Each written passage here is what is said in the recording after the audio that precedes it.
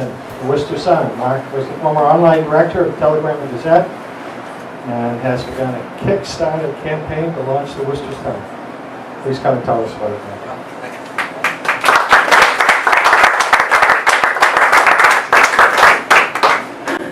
Thank you. It's a pleasure to be here today, and I appreciate you taking time. I'm going to do this and put this over here so I don't run over the time. I'm going to start a clock. I think I know I can do this. There we go. Okay.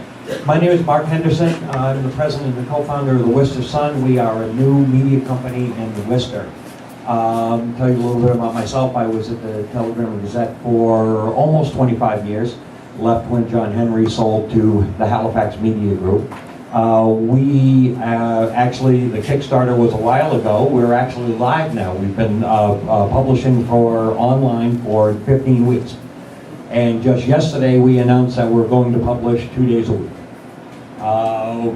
Yes, so in 15 weeks, we're able to turn around and increase the number of publication days.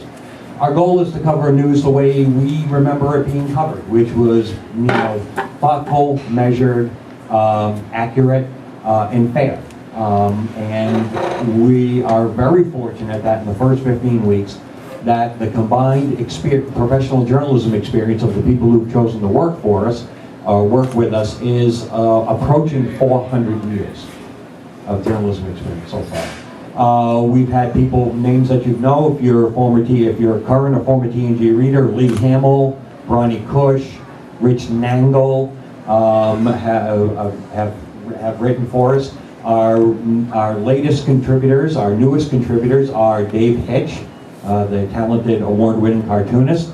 Patrick Sargent from GoLocalWorcester.com has now joined us as a reporter. And effective Sunday, Chris Sinicola will be writing a weekly column for us. So here's what it is. So here's the thing. We started this about a year ago, and we started talking to people, and they said, "Okay, what are you attempting to do?" And we said, "We want to build a newspaper." And they said, "This is the 21st century." And I said, "I know it's the 21st century, but hear me out. In any industries that we see and that we've looked at, over time, what we see as industries kind of start to roll up, that there is still a talent pool of very creative, talented people who are in an industry and want to contribute." We look back at banks in the 80s, remember Mechanics Bank and Comment, WCIS, that after deregulation, they had the roll-up. Now all of a sudden you had a whole bunch of banking professionals sitting and doing anything, and so what happens? Local community banks expand, you have Commerce, you have Flagship, you have all this stuff. So we're trying to do that same thing, only in news. We're taking talented, committed people who want to do good work and saying, we can create something that people will like. And so far the community has responded. So we've been live for 15 weeks so far. We've published some stories, in-depth stories. We cover the types of stuff we cover. We cover nonprofits and people doing good work in the community. We have a recurring feature we call Sunshine, and that's where we find somebody who just kind of blows our hair back because of all the great work they're doing. And so we'll give them, we'll write a feature story about the people doing good works out in the community. We cover local businesses. We have a local business spotlight where we highlight a business that's been started in less than 2 years ago, and we introduce the people in their business to the local community. Another recurring feature we have is called the local crowdfund. If you've ever heard of crowdfunding sites, Kickstarter and GoFundMe and all this, people can go online and they're looking for, when people go online, they ask the community to come and help them out. They start a campaign. I want to do X and I need $10,000 to do it. And so we saw that there were so many of these out here, and that one of the biggest factors would be if you could find local people to support local people to support local projects. So we try to find one a week where we say, okay, we're going to go and give them coverage, and hopefully we'll have these people can pick up some money from the local community for something they're doing wrong. A woman we just wrote about a couple weeks ago wants to create a web series, a little TV series on the web focusing on basically domestic violence, and she wants to do it in a kind of a lighthearted way. This is a trained stage actor, the Stage Guild, Screen Actors Guild actress, and her friends get together and they want to create this web series. We thought it was great, so we ran a story about it. So aside from those three general coverage areas, we do editorials, we do editorial cartoons, we'll cover news, and then we'll cover issues. We cover in the first 15 issues, we took the first look, serious in-depth look at the issue of infant mortality. We covered that issue in the first way it's been done in a really authoritative way, the first time in about 5 years. Lee Hamill then turned around and did a story on the state of homelessness in Worcester. And he came back to me and he said, Mark, we did research and I realized that the last time somebody had really done a deep journalistic report on the state of homelessness in Worcester, it was me, and I did it in 2010. So we said, go and do it. He came back 3 weeks later with a report that was incredibly authoritative and informative. So all of these things that we're talking about center around one thing, and that's a local community. Because we think long-term that the best way for Worcester to move forward as a city is to do it as a community. And so we are going to cover the issues that matter to the community, we're going to cover businesses that matter to the community, and we're going to cover the people out there doing good work in the community. And if we can do that, then as a media company, we think we have a really unique opportunity to create something interesting and sustainable in the long run. Now, all that's the good news. Here's the bad news. We charge. And online charging for news is not very easy. We do $2 a week. It's a subscription model. It's $2 a week. But for this, you don't have any ads. And the reason we do that is because of our connections around, we understand digital media. We understand that sustainability in the digital space, long-term, is going to require consumer support, not advertiser support, especially in the framework of banner ads. And besides, they were just really annoying to us. So we decided we're not going to have banner ads on our site. It's all consumer support. So we do a trade-off. Yes, we're going to charge you for the news and information that you get, but you don't have to worry about clicking off any ads or things popping up and start blaring and videos playing and all that other sort of stuff. So I'm doing really good here. Okay.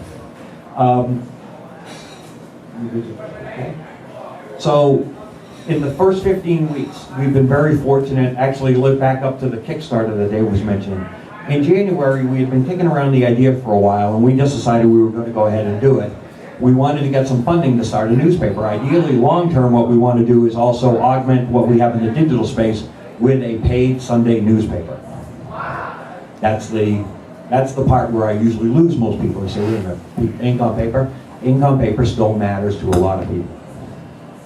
So we started a Kickstarter campaign, and that did a number of different things. It didn't work, but what it did is get our name out there, and we got some national press, and that allowed us to be able to talk to a whole bunch of different people about what it is that we were doing. Plus, being at the Telegram during the time it was the New York Times company, we had access to some of the best digital talent really in the world. So we spent a long time trying to figure out what it is that we could do and bring to the table to make this work, and in the digital space to make it work.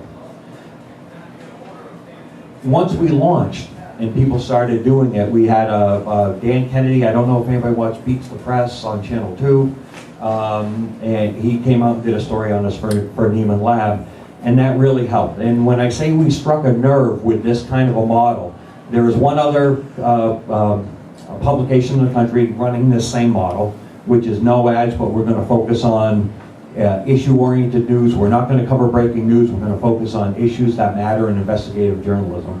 There's only one. We see that we're about to get hit with a lot of people being able to do this type of a model. We're going to step back and we're going to look. We're not going to cover breaking news. We're going to take a look at issues and people and that sort of stuff. And what leads me to believe that is that, like I said, we've struck a nerve. Our customer base, our subscriber base so far is primarily Worcester, as you would expect. But there are two things about that and how I know we struck a nerve. Because to read any of our current edition, you have to subscribe, and you have to subscribe before you read a current article. But the people who have subscribed so far, who haven't yet read a complete article, 64%, and this is as of this morning, 64% of those people have signed up with us long-term before they've ever read a story. That tells us that there's a need. The other reason I know that there's a need is the traffic to our website. We have had traffic from over two-thirds of the cities and towns in Massachusetts, 200 plus. We've had traffic from 47 states, plus the District of Columbia. And as of this morning, let me make sure I got the number right, 106 countries. So the model of stepping back and doing the type of journalism we got into the business to do, thoughtful, reasonable, focused on the community, that idea is striking a nerve. What we hope now is that we can fulfill the mission that we came here, fulfill the mission that we set out to do. And that's one of the reasons that I appreciate you being speaking, or me being able to speak with you today. I would like to ask you to subscribe, but I'm not going to do that. What I'm going to ask you to do is, if you could, I have some cards out there, or you can give me a business card. All I'm going to ask today is for you, if you want to sign up and see our email. We send out an email on Sunday morning with our newest edition. We also send out an email on Tuesday with it in case you missed it, and now that will be it's going to be on Wednesday, and that's with the stuff in our current edition. One of the things that we've understood from this is that it's about websites, it's about whether you're going to pay or not, but at the end of the day, you know what journalism is about? We realize this, and we've known this for years. Journalism is about trust. It's about connecting with the community, and the community understanding that as a media company, as somebody doing journalism, that we got your back. You might not agree with us, but you know where we stand. So I'm not going to ask you to subscribe, but if you want to just take a look at our site, and you can go to our site, or send me an email, we'll put you on the email list. You can take it, you can see if we're worthy of having that support. And I think with that, if there's any questions, did I do it? Hold on. Oh, sorry, we're in a little over. No, a little less than that. But anyway, I'll be happy to answer your questions. Again, thank you very much for allowing me to speak with you today.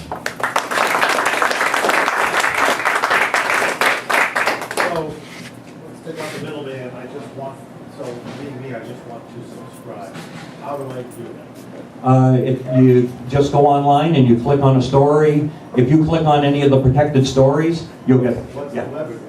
Oh, Worcester.ma. Worcester.ma. And I have my business card out there. Not the Worcester Sun? Not the Worcester Sun. There's a woman who tried to start a solar company, and she took Worcester Sun. That's a true story. That's a true story. Huh? We thought about that, but there's a new Worcester Spy. So we went back. So we had to go to Morocco to get .ma. So I kept that one in my back pocket as the online director of the TNG for years. So it's Worcester.ma. MA is the country code for Morocco. They were nice enough to sell me Worcester.ma, and there you go. I'll just give you a plug. For some reason I've gotten it, and the articles are very good, so thank you. I thank you so much. I really appreciate that. Thank you. One question and observation. How many subscribers do you have now? Unfortunately, we're not reporting that. Our goal has been to build the digital subscribers to the point where we can go get the outside investment to do the Sunday print. So we've set the goal, but we're to give you a percentage, we're over a third of the way to that goal. Just an observation. Yes, sir. Sounds like you're a Rotary. Am I a Rotarian without knowing it? And I don't know it? Okay. Well, thank you. That's the nicest thing anybody said to me in a long time. You're going to get out more. Mark, are you going to editorialize, especially on local issues? We write an editorial each week, and one of the reasons we went to a second publication day is we thought that there was a room for more local editorials in Worcester.